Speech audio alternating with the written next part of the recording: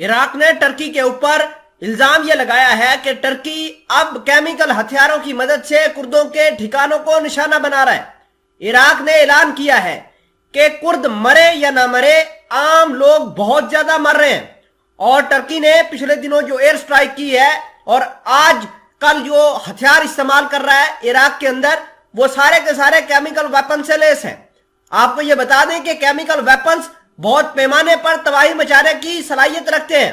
ان کے اندر ایسی کیمیکل مواد ہوتے ہیں جو پلک جھپکتے ہی ڈھیروں انسانوں کو برباد کر سکتے ہیں، موت کے منہ میں بھیج سکتے ہیں۔ اور آپ کو یہ بھی بتا دیں کہ یہ کیمیکل ویپنز اب ٹرکی کے اوپر ان کا الزام لگ گیا ہے۔ اس سے پہلے اسرائیل کے اوپر الزام تھا کہ اسرائیل لبنان کے اندر سال 2020 کے اندر کیمیکل ویپنز کا استعمال کرتا رہا ہے۔ کیمیکل ویپنز کے استعمال سے پلک جھپکتے ہی 250 سے 300 لوگ ہلاک ہو گئے تھے، اور کیمیکل ویپنز کا استعمال جو ہے اسرائیل نے بارہا مرتبہ کیا۔ دنیا والے اس وقت بھی خاموش تھے، لیکن آج بھی خاموش ہیں۔ بھلے ہی ٹرکی نے کیمیکل ویپنز استعمال کیے ہیں، کردوں کے خلاف نہیں کرنے چاہیے تھے۔ دنیا کو کیمیکل ویپنز کے اوپر روک لگانی ہوگی، ورنہ یہ کیمیکل ویپنز عام لوگوں کے لیے وبال جان ہو جائیں گے اور اس کا کوئی توڑ نہیں ہوگا۔ خیر، اس حوالے سے تھوڑی سی اہم ڈیٹیل آپ کے سامنے شیئر کرتے ہیں۔ چھوٹی سی گزارش ہے کہ آپ ہمارا یوٹیوب چینل حسنات ٹی وی کو سبسکرائب کر کے پاس موجود گھنٹی کے نشان کو دبا لیں تاکہ لیٹسٹ نیوز آپ تک بر وقت پہنچتی رہے۔ خبر یہ ہے کہ عراق نے بالکل علل اعلان کہا ہے کہ ٹرکی کیمیکل ویپن کا استعمال کردوں کے خلاف کر رہا ہے۔ کرد مرے یا نہ مرے، عام لوگ بہت زیادہ مر رہے ہیں۔ پچھلے دنوں جو ایئر سٹرائک ہوئی جس میں عام لوگ بھی مارے گئے تھے، عراق نے ان کی ویڈیوز بنا کر سوشل میڈیا کے اوپر ڈال دی ہیں۔ دیکھا جا سکتا ہے کہ ان کے سانس کس طریقے سے خراب ہو رہے تھے۔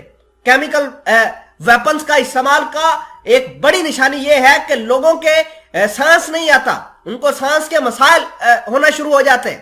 خیر، کیمیکل ویپنز دنیا کی خطرناک ترین ایک ٹیکنالوجی ہے جس کے ذریعے سے دشمن کو نیست و نابود، اس کی عوام کو نیست و نابود، ان کے انفراسٹرکچر کو نیست و نابود کرنے کے لیے استعمال کیا جاتا ہے۔ امریکہ بھی کرتا رہا ہے، شام کے اندر کرتا رہا ہے، اسرائیل نے لبنان کے اندر استعمال کیے۔ اب جو پچھلے دنوں ایئر سٹرائک کی، اس نے عراق کا موڈ خراب کر دیا ہے، اور ساتھ ہی عراق نے کہا ہے کہ عراق اپنی سرزمین پر کسی بھی دوسرے ملک کو اس طرح کے ڈیڈلی ویپنز استعمال کرنے نہیں دے گا۔